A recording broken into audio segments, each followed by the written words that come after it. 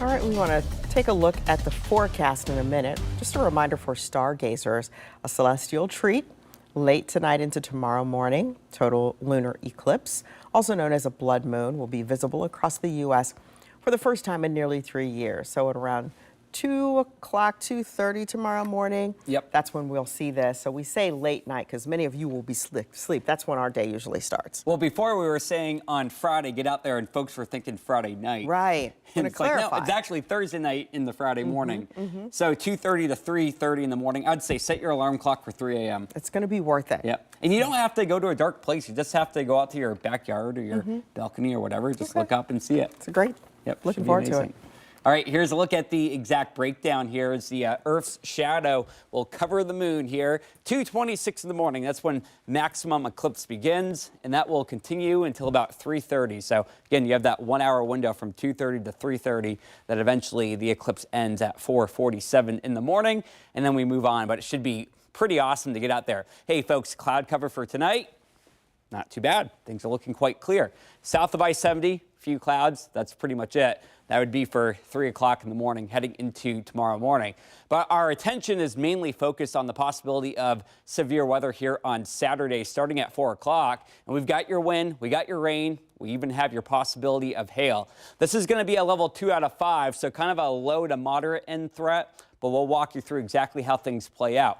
So round 1 comes through early in the day. And this is not going to be all that remarkable. By about 8 o'clock in the morning, from Bucyrus down to Chillicothe, few showers, not a big deal.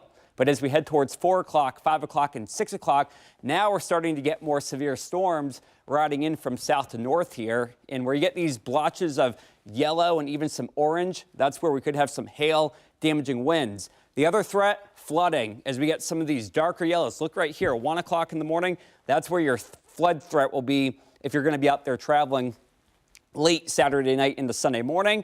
And then we start kind of wrapping this up.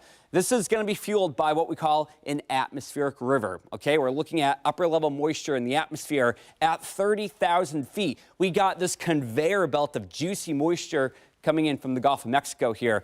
And look how much rainfall you could get.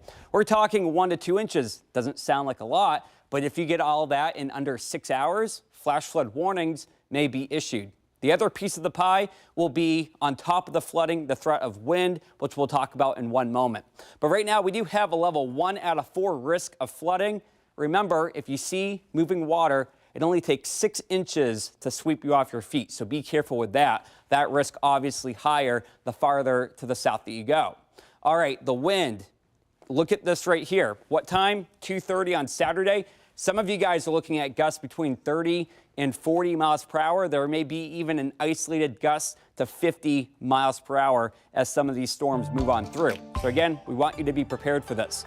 We go from 75 here on Saturday, and then we cool back down to the 50s here by Monday. Monday and Tuesday, we catch a break. And then by Wednesday of next week, we're looking at showers moving back in as the pattern becomes unsettled yet again. Of course, right now, our main focus will be for that weather impact alert that's issued on Saturday night. Showers exit on Sunday, and then we get that brief cool down, and then we warm up above average by Tuesday. Tracy? All right.